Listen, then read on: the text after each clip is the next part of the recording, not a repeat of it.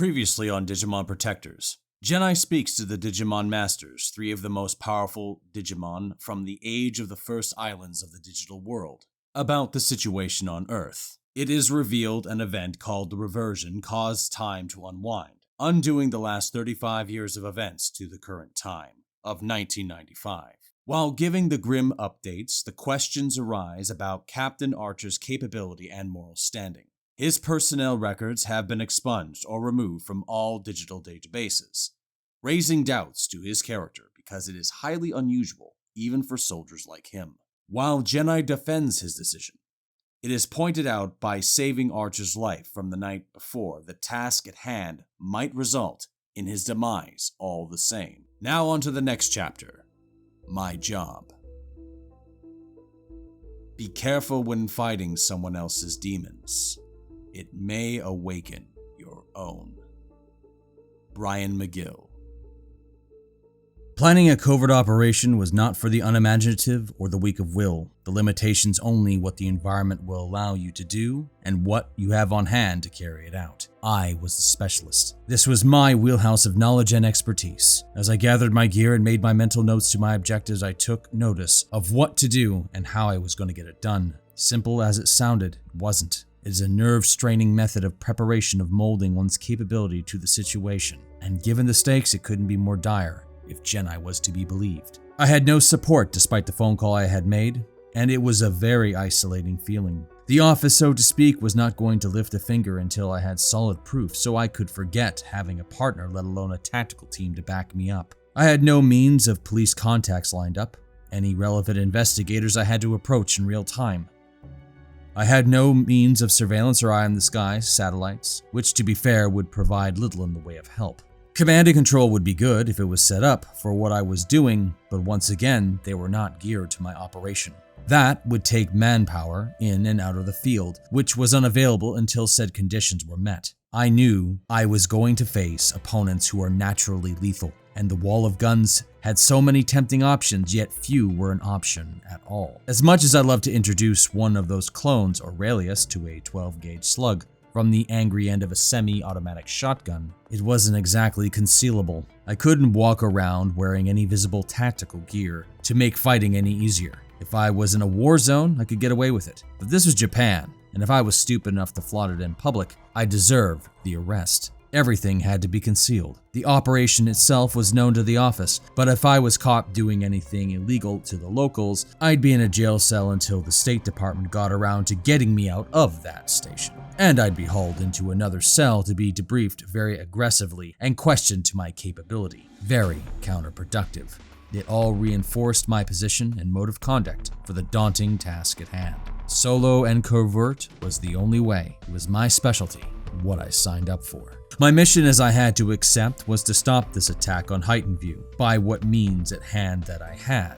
My objectives were two primary goals. One was to get into contact with Ishida and confirm what I knew already and get any new information from him which he might not have published. If I get something actionable, I moved to the next and more complicated goal, the Datalist staging zone. There had to be one, for something this complex needed to be shut down. If Railius and Daemon were going to use human attackers, I could steer law enforcement their way, and it will at least expose their plot. The office and Langley will get their proof, and the real alerts and resource rollouts would come en masse. Pushing the snowball down the hill to get the avalanche of response I wanted was what needed to happen. Anything after that was too far for me to see and be out of my hands. As I plotted contingencies and formulated methods, I was getting my mission loadout ready. I pulled another olive drab tactical jacket, the same kind from the night before, but this time under it I'd have a bit more firepower and capabilities from a few hours ago. I pulled a brand new HK USP off the wall to boost my firepower. The angular gray machine metal German pistol had just come out in 45 ACP, which was the main reason I took it. My Beretta was good at keyholing shots in 9mm, but I wanted stopping power at point blank range. Added with the threaded barrel, built-in and matching suppressor, I could keep it a bit quieter if I had to pull triggers again. More likely, I would have to. I packed a boot knife on my left leg, and an ankle holster with one .38 revolver. I pulled out a concealed armored vest, same as before, but this time I put trauma plates on the back and the front. I learned in Somalia you can get shot in the back even if you aren't running away. I had fashioned my shoulder holsters with extra magazine holsters, straps and mounts for my other equipment since I couldn't find anything on the market which was modular to sate my needs. The special knife Jedi gave me fit easily into a scabbard going into the center of my back, and was still hidden by my jacket's ribbed hem just as well. The newest addition of the kit was the device Jedi gave me, which I put on under my jacket just under my right shoulder pad for my holster. It had a clip on the back, so I secured it on top of one of the pads. With a little luck, I found a lash throat mic, which managed to get into what I hoped was a headphone jack. It clicked in, so here was hoping. My turtleneck shirt would hide the throat transducer easily, it allowing me to whisper, and it would sound just as loud as if I was speaking normally. With a custom switch, I could change between the device and my cell phone, which was in a custom pocket to keep my hands free if I had to make a call. I didn't bother with a radio of any kind, no one around at the moment to talk to who might have been able to help. I had a lockpick set, as well in a fabric roll tucked into a pants pocket, and 2 handcuff keys extra. One in the roll, and the other sewed into my fabric tag onto my pants hem above my ass. To get at it, I also sewed in the tip edge of a razor blade into a cardboard sleeve, just in case I got my own set of silver bracelets or zip ties. With all that I had strapped onto me, I moved onto my carry bag with my extra equipment. It was a singular triangular-shaped sling bag made of dull gray nylon, as not to attract attention, was where I was going to keep my laptop. Normally, taking this out to the field was a paperwork nightmare to justify, but I needed it in case I wanted to steal something from a computer or to get into a network. They advertised they like computers, so if I could hook in and steal everything, I would. If they had a mainframe or LAN network, I knew enough to strip mine whatever I could with this. Still have to plug it into a wall and send off my report, but all I needed was a phone hookup. What times we live in, right? Along with that, I had some break-in tools, black zip ties, extra firepower in the form of nasty explosive surprises, and spare magazines for my pistol if things got worse. All in, I was set. I put this all on in a ritualistic fashion for anyone who had been watching, carefully inspecting all the parts for any breakage or defects. I field stripped the guns, function tested them to be sure before putting them back together and settling them into where they needed to be. I'd only have myself to blame if it didn't work. Had on a thick baseball cap, sunglasses, and some tight leather gloves, and that was all I needed to not leave a trace looking like another person on their way to work the night shift. I made my way to the door. Cyrusmon was waiting in the hallway ahead of me. "I'm locking down the place," I informed him. "It means motion sensors and alarms if you trip them. Can't have that, so you're gonna have to find somewhere else to brood." Cyrusmon didn't even wait to nod his head before intercepting me in a slow fashion, walking at a very forceful pace with clenched fists. One hand came up to my shoulder, blocking my way with his body from the front as if a post of steel braced itself. I came to a stop. The look wasn't concern or impending encouragement. This was intent, and it was edging towards murderous. "I'll be watching you," he put bluntly. "I'm only here to defend you from my kind and fallen agents, not humans. You lead me to Railius. I'll take it from there." Revenge. Undeniable. Based reaction. He wanted to crack and cause more than a dent in silver hair. I wouldn't pass up passing on the task. I wasn't stupid.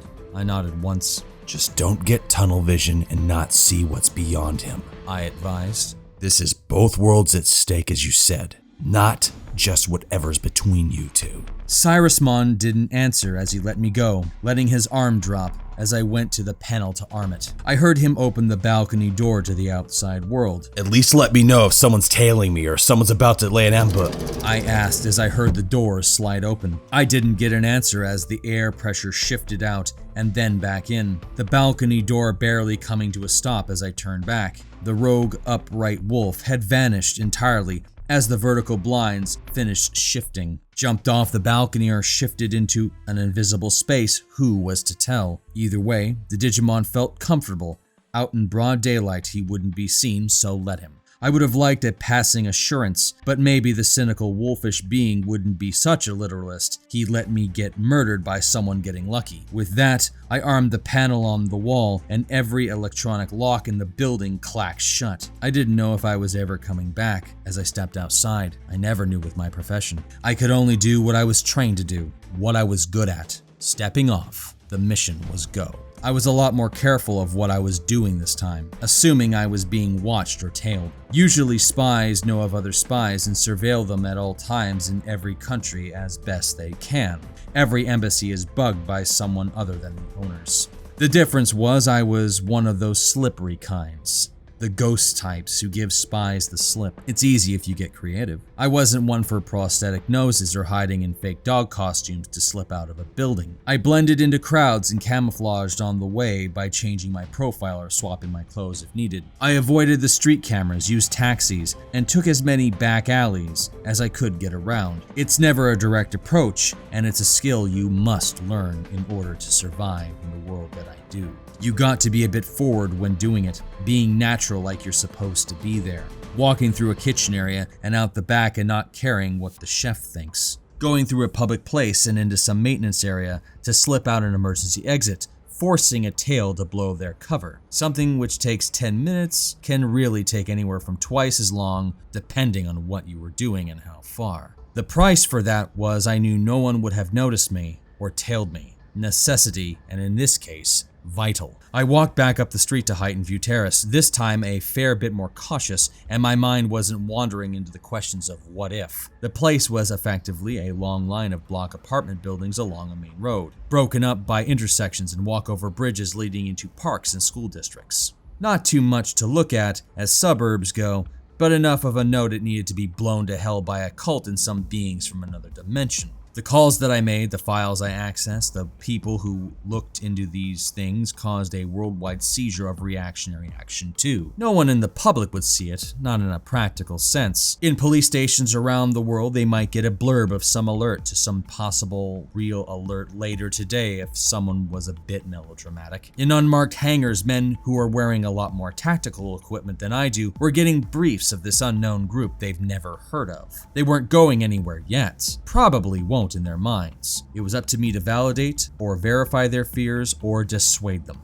That's what I signed up for, to find the threats and have them dealt with. This, while wildly unearthly and supernatural, was no different, so treat it the same as the rest of the insanity this country had gone through this year already. Allegedly being a native of Japan, but an American citizen for sure, made me the perfect for translation. I was ordered here with an additional attractive reason though. Coming back from Kosovo, ethnic cleansing a theme in hotspots recently, I step off the plane and I walk into the wake of the sarin gas attack in Tokyo.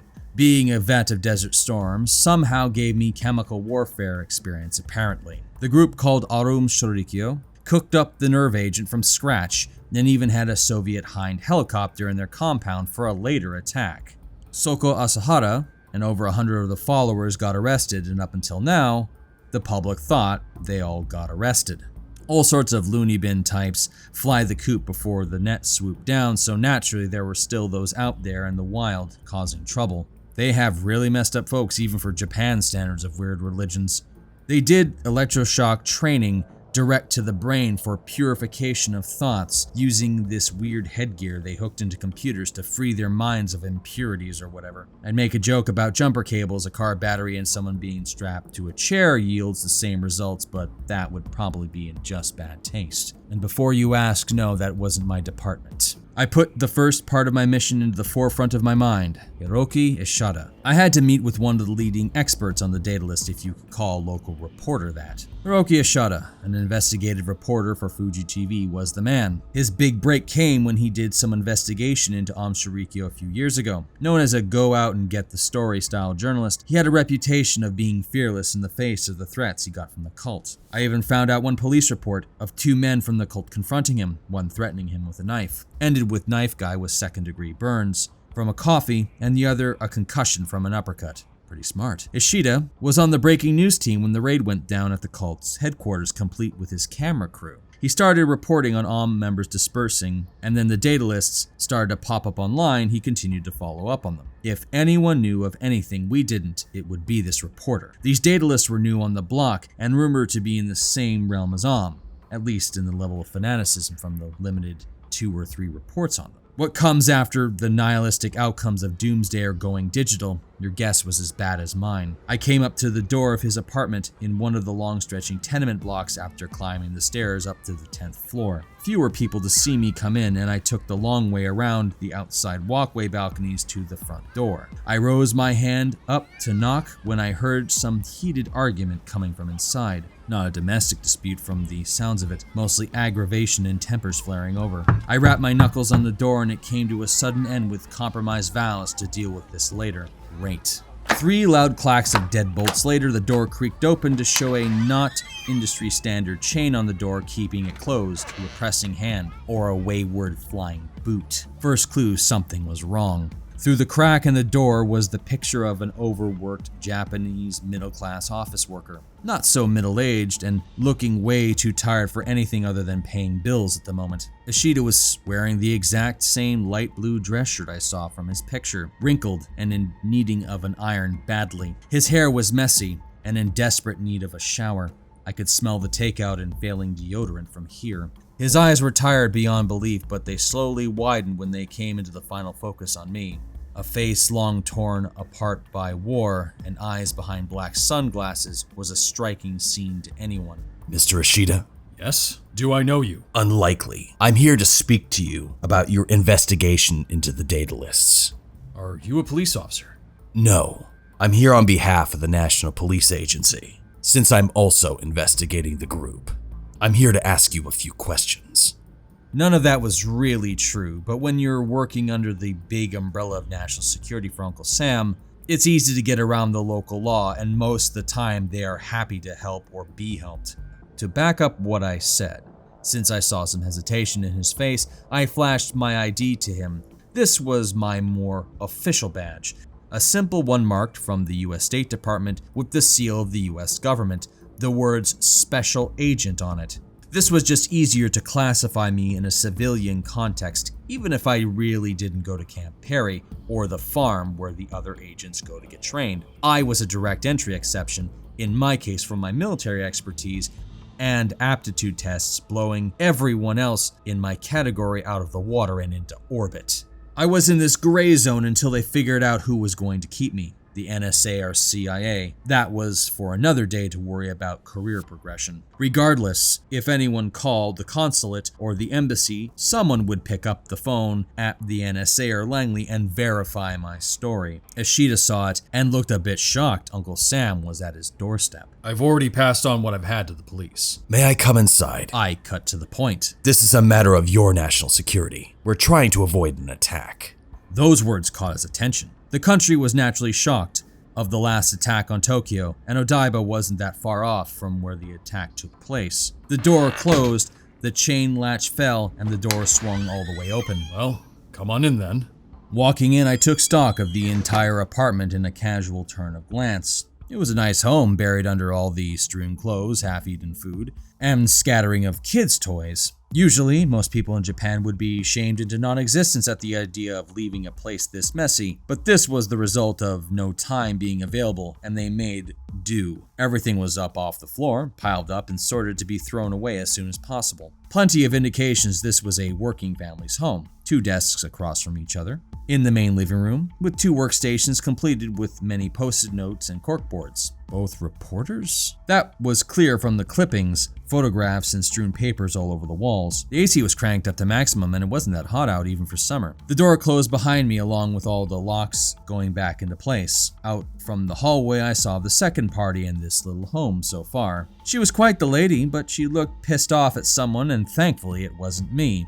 Blonde hair, very reserved young lady with a look on her face as if she was studying me at the same time I was studying her. Go ahead. She was wearing similar clothes to him, same ID badge from the same news agency on her shoulder, and she looked way more haggard. The woman must have had some cognitive ability because she must have known I wasn't just some random person at the door who just came inside. I didn't get your name. Archer. And who do you work for? U.S. State Department, ma'am. No doubt, Mrs. Ishida lamented, palms across the top of her head clutching firmly. Oh God, Hiroki. Nancy, please, not now. Is there something wrong? Yes, the very fact you are here. First the mail, then the phone calls, and now this? Nancy! Mr. Ishida, does this have anything to do with the Datalists? Hiroki turned back to me, looking passively angry at something, but it wasn't just this. Nancy just went into the kitchen and I heard angry moving of dishes before it was replaced with a heavy sigh halting a sob. There was the answer ahead of his explanation as far as I was concerned. Police were already notified of it, and they will be looking into it. They are just letters and a few phone calls. You really sure about that? I may be able to help you, Mr. Ishida. I returned to the point. I've been investigating them too, and a break in my case last night led me to your doorstep since you are a person of interest to them. You're investigating them too? Not for long, but enough to know they are dangerous. Your own reporting gave me some clues, and I'd like to stop this before anything starts, if it will. Is there anything you can tell me that could help me? Ishida looked over to his desk of random papers and started to sort through them. Compliant was best, not as if he had anything to hide or lie. Reporters are duty-bound to report crimes, not that it stopped them from keeping a source secret or things of that nature. Not that the CIA piggybacked off reporters and journalists before to get into places in the past. Bit of an ethical violation, so to speak. Not to say it didn't happen, it was something us in the intelligence agency tried to avoid and discourage. I did take a second to look about the room for any other cues or indications of the situation. I saw magazines for home security systems. There were bars installed on the windows, reinforced glass window panes, and I spotted 2 pinhole cameras outside walking up into potted plants. All this place needed was a shotgun in the corner, and you'd have the full barricaded suspect package. The curtains were all drawn back, with blinds closed over just as an added shade of darkness as well as on every window. Lots of takeout as I had detected, stacks of empty boxes on every corner. A scan of the corkboards showed a lot of leads to many stories, but seeing them I could tell which ones are which. Some kind of rituals from afar, but one came in the form of a very particular dock area warehouse at the east end of Odaiba.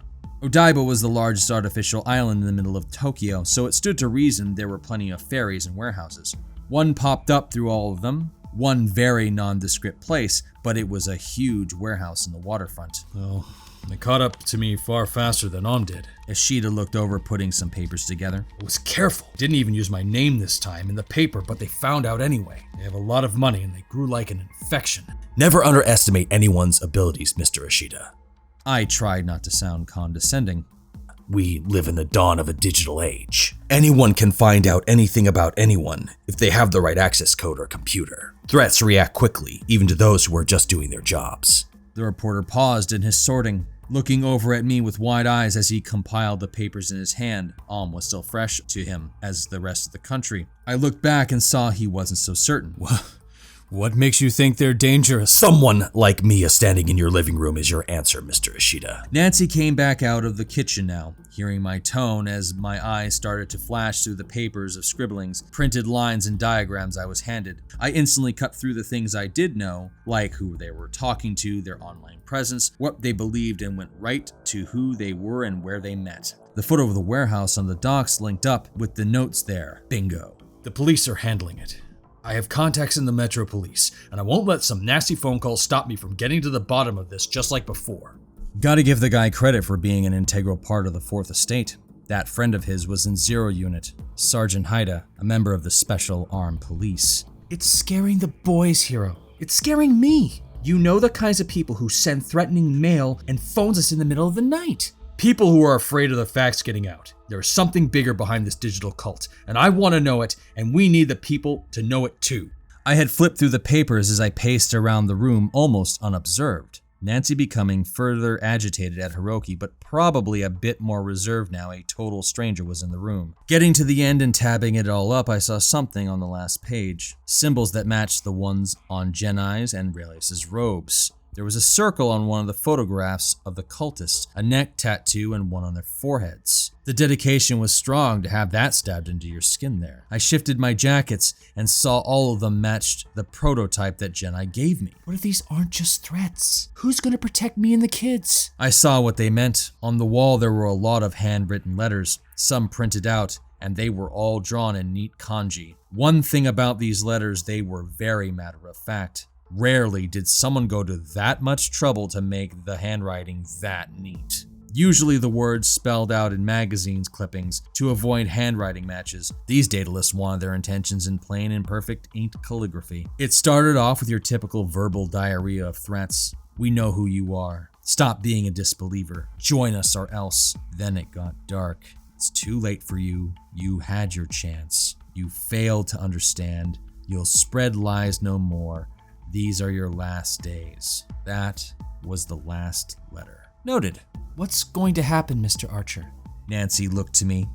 Is there a real threat? I turned to her after pulling a photograph off the wall, the one I needed to study intently. I looked up at both of them and held up the picture. Tell me about what you know about these symbols before I get to that. Mr. Ishida looked at the picture. He seemed almost reluctant that I had picked that photograph. I could safely guess that he expected me to ask about the warehouse, but those buildings don't move, so I didn't have to worry. He took the photo and looked it over. There's nothing much to say about these symbols that would matter to you. Then just say— I heard the communicator in my jacket go off, the distinctive tone alien to my phone catching me off guard. I pulled back my jacket and pushed the button to silence it, but I heard static kick off in my ear instead. Mr. Ishida's eyes lit up as he probably saw the device. The deer in headlight look. Strange. Archer, it's Jedi. His voice crackled through the headpiece. Well, the mic jack worked, at least. My quick soldering job must have done the trick. Hold that thought, I said, turning away and placing my fingers on the two circular vocal sensors on my throat.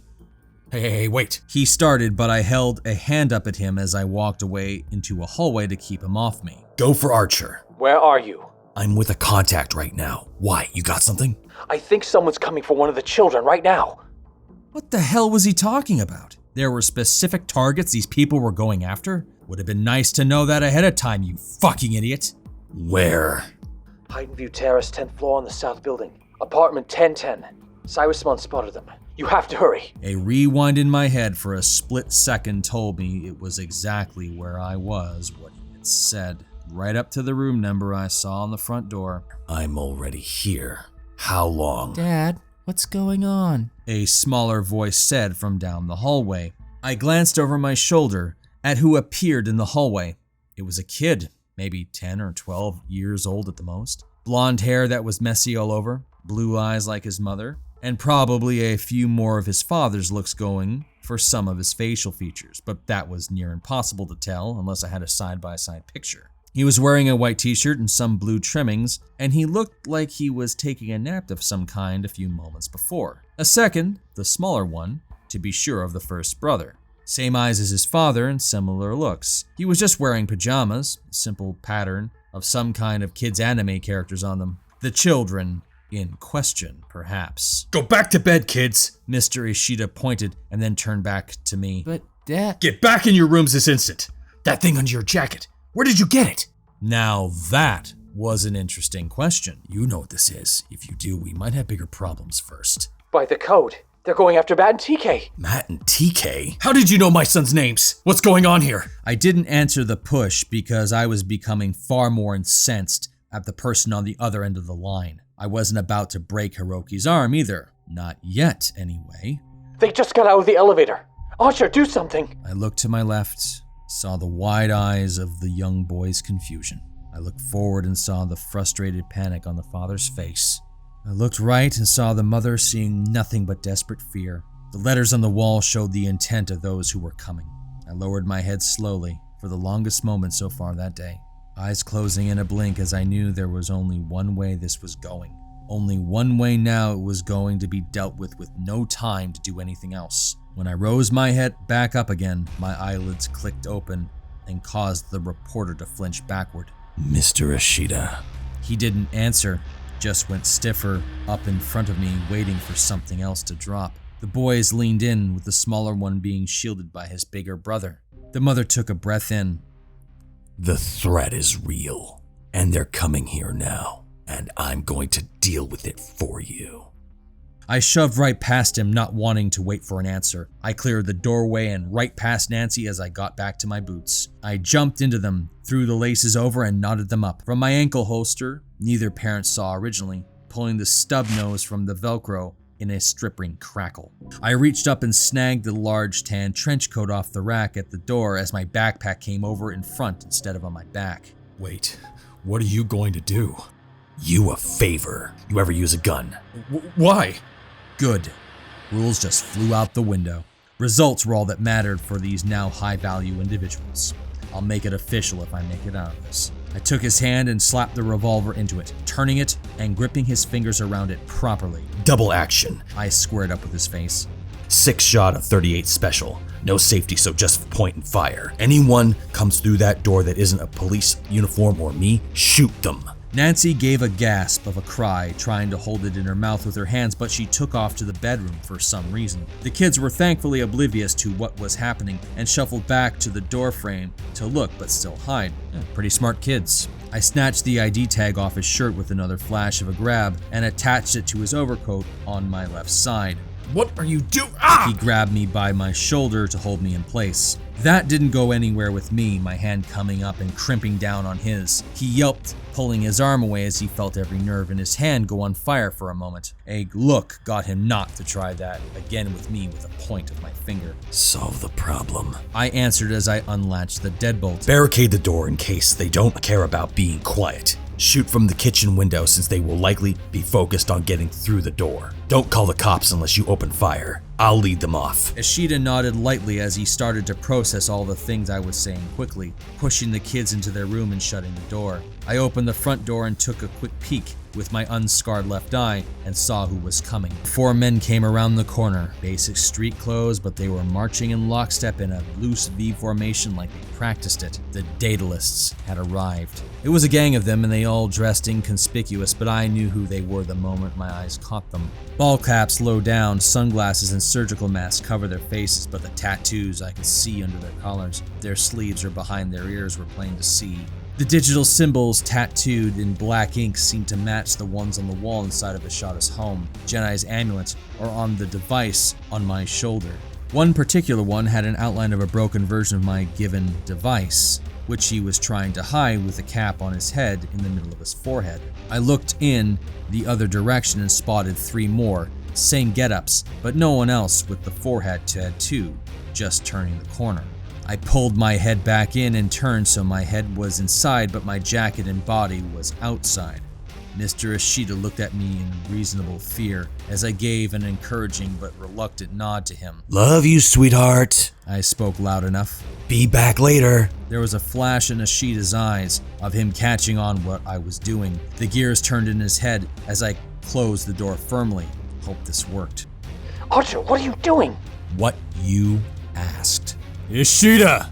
The door locked the instant it latched into the doorframe with every bolt following in sequence. I glanced over barely enough for them to see and the other group to not at all from behind the shallow door frame. Yeah? This is your last day. We shall see, but I doubt it. The rush ruse had been taken. The group to my right was the closest, coming and thinking it was a present wrapped up just for them. From the frame of the door, I leapt off it and away into the smaller group, head down in a lunging stride. The first in front took a step back, surprised. The second moved up to intercept, and the last tried to get ahead of all 3. I barreled right into them, shoulder checking the first, head-butting the second away, and jumping up and drove my knee right into the midsection of the last. Number 1 slammed into a wall, the second's nose exploded in blood, and the third was ripped off his feet and slammed into the corner of the low wall of the walkway balcony like a horse kicked him into it. I stood with my back to the rest of them as I came to a stop. I rose my middle finger up at the 4 as the 3 all hit the ground. You aren't the first. Get him! The leader ordered with a point. Come and try. The standing took after me, bypassing the door completely, seeing I was their target. I waited as the three grounded groaned from the floor, harnessing their devotion to get back to their feet. All four blew past the door and didn't give it a look back. They wanted Mr. Ishida. Not his wife or his kids, or at least yet. Good. I bolted for the fire escape. Jedi, tell me where it's secluded. I'm not the one there. Cyrusmon's updating me. I wasn't going to ask either to lift a finger to help for what was to come. This was my realm, and I wasn't going to outsource my problems. I drove shoulder first into the doorstop, the enclosed stairwell zigzagging down with a 2-foot gap in the middle that led up to the roof and looking down all the way to the street level. I traversed down the stairs, leaping down almost entire half flights in one bound, using the guardrail to swing my way down in harsh landings. The mass of Railius followers barreled their way through the door, screams of orders and shouts to get out of each other's way as they chased after who they thought was an investigative reporter. No one stayed behind. Ishida was safe for now as Jedi wanted. I, on the other hand, had to deal with the real problem. I broke out into the street after a half minute of stairs, and now my hide and seek from the cameras took a turn for the harder. I had to spot where they were running through a busy street with bystanders who were seeing me run through traffic-filled streets. The mob behind me in a staggered column as it burst out the door, keeping up as I zigzagged through people, cars, and streets. I could feel the people around me pointing as the 7 pursuers were relentlessly tailing a man in a tan trench coat. Running past people, jumping over vehicles and obstacles, the mob behind me just barreled through everything in their way. I was plotting my route, seeing where the people were thinning out as I went. I wanted somewhere where this wouldn't be seen. I could have easily outpaced them, but I let them keep up and didn't fully evade. I wanted them to follow me as far as I could make them. Further from Ishida, the better. They were darting eyes, seeing me blow past, the rare cell phone yet to call the police. I went in search of seclusion of anyone who might see what I was going to have to do. My answer came to an area between 2 buildings after 6 full blocks of running, the residential area giving way to more commercial hybrids. All sorts of shops, both private and chain store, flashed past as the small squad of Datalists were gaining on me because I was slowing down to let them. I spotted the alleyway, taking a wide berth to avoid the camera pointing down at the entrance to the corner. I turned it and shot past, missing the view of it, and saw it down the long alley. It was clear except for all the dumpsters and the metal shutter garages back here. The far end was walled off with permanent cement barriers and high chain link fencing. Dead end for them. I got halfway down the alley and came to a stop with 3 hopping steps, deciding it was going to happen here. The running feet of the herd of followers thundering to a rolling stop at the end of the alley's exit to the street, with wind sucking and coughing, stampeding around the corner, one almost falling on his face if it wasn't for the wall he caught, the men fading trying to get their stamina back. I took one breath in and a slow one out. I was ready. They were drained already. You really thought you'd get away? I looked up, continuing to breathe slowly, calming my mind as I knelt down pretending to be winded. It was to palm the boot knife. The one on my back would be seen, so I couldn't go for it. I stood back up with the slim hilt pinched with 2 fingers against my palm, mirroring the look on my shoulder. I raised in a false surrender.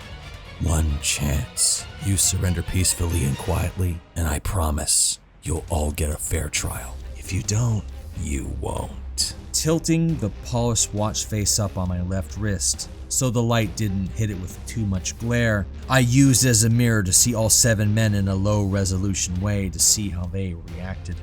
They didn't seem to take the hint. Some of them laughed while pointing at me. Knives slid from their jackets. Whips of wrist produced extendable batons, and the familiar clacking of latching metal into 2 feet of beating steel filled in the blurry gaps. They were serious. The leader stood back behind all of them, with his arms crossed, nodding in a smug grin. I could feel he was beaming. Bring him to his knees. Lord Railius will be pleased. You 3, hold him down. The 3 approached with rapid steps. The one in the lead reached for my left shoulder. I lowered my head for the final steadying breath. They made their choice. So be it.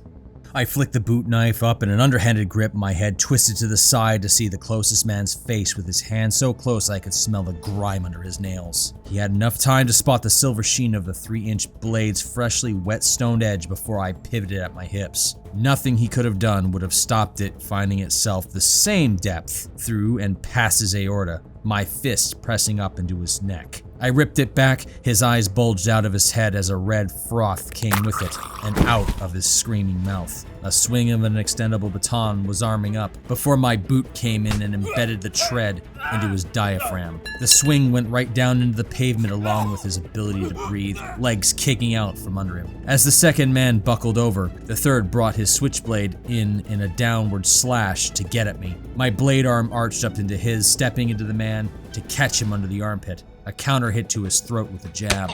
Too concerned for the second not being able to breathe, I dropped the dagger out of my left and it landed into my open right. The moment it landed, it went right back up and drove up under his chin, through the skin, tongue, roof of his mouth and into the brain in a heartbeat. I didn't have to look into his eyes to see the brain firing on random due to the sudden hemorrhaging in his skull. I slid the blade out, the body falling away as it hit with the hollow noise of an empty corpse slapping the pavement. The only worse for where I was is that I had smeared 2 people's blood on a trench coat that wasn't mine. That isn't Ishida. My adrenaline was peak. Breathing was low and steady as my will to override any doubts I had for what I was about to do. I was used to soldiers or other dedicated spies, people who spend a lot of time thinking about ways to kill people like me. I reciprocate the feeling and the thoughts. These fools had only thought because they had hand weapons, no one would think twice, let alone fight. The group stopped in their tracks as my gaze lowered down, tossing my backpack off to the side, as along with the bloody trench coat to the other, leaving me more limber. The man who was still trying to catch his breath was curled over trying to gulp any air from my kick. I lifted my foot up and drove it down to the back of his skull, flattening his face into the pavement, and a nauseating crunch came with the strike. They all made a singular protesting, shocked shout, the only response they gave to seeing another one of their fellow cultists get snuffed out. A spasm, and then stillness, a gurgle, then nothing.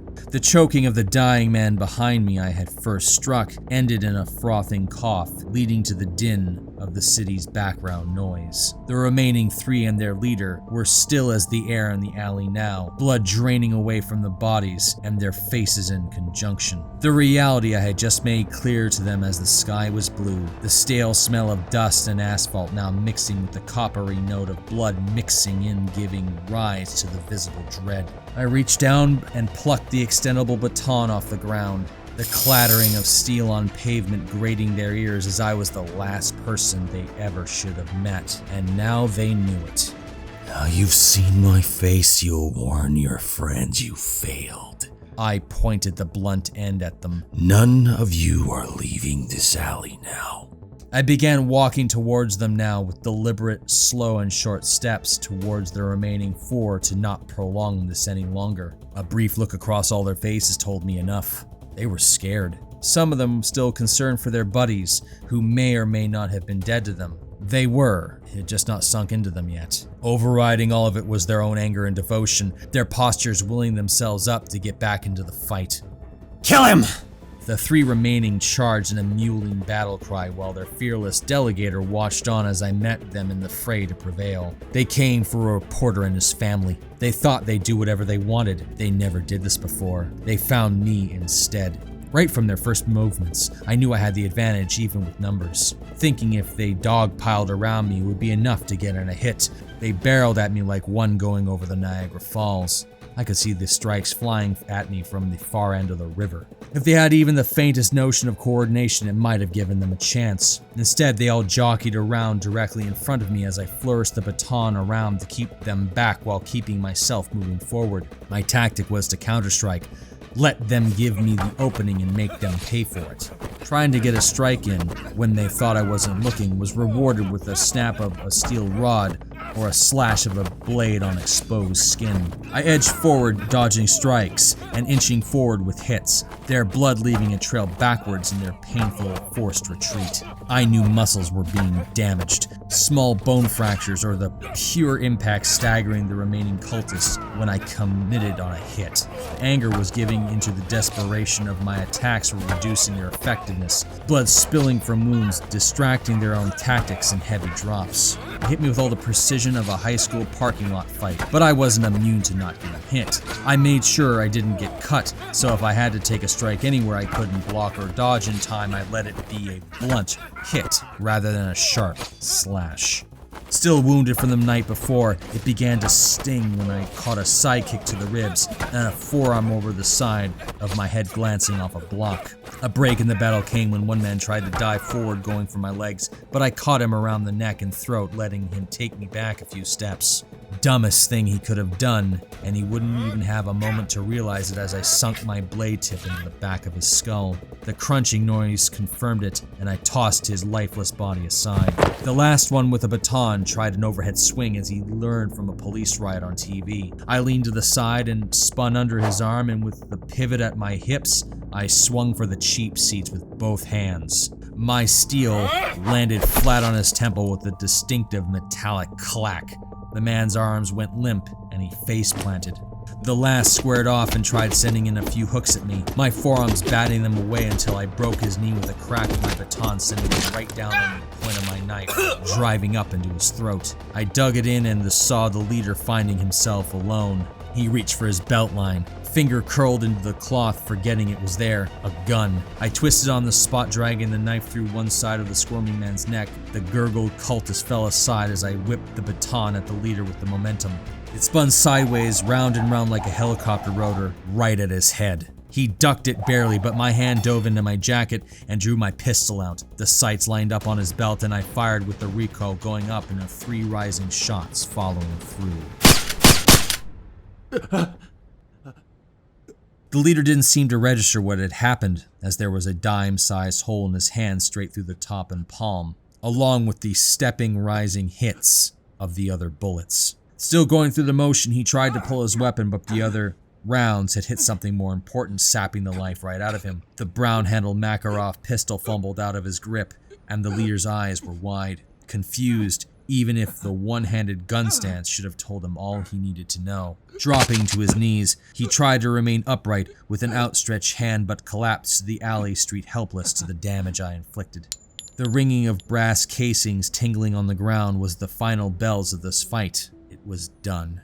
I finally caught up with my breathing, long and deep with a sheen of sweat on my face as the fight ended. Soreness from a few hits radiated through me, aggravating my injuries from last night, giving stiffening reminders with every move I was making. Checking for new wounds, I saw my jacket had been nicked a few times, but nothing deeper. My torso was sore, so my ribs were not happy. The opposing force went from 7 to 0. 4 from knife wounds, 2 due to head trauma, and the leader was gripping the invisible last threads of life that frayed away as the seconds ticked past, trying to breathe and losing, crawling in vain to retrieve the pistol he lost.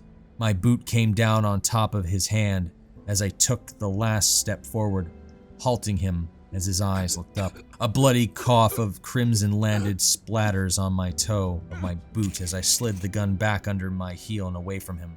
There was a look of resentment. I had seen it before in those who lost in their final moments. You should have led with the pistol. Might have saved us both a lot of trouble, and you the pain.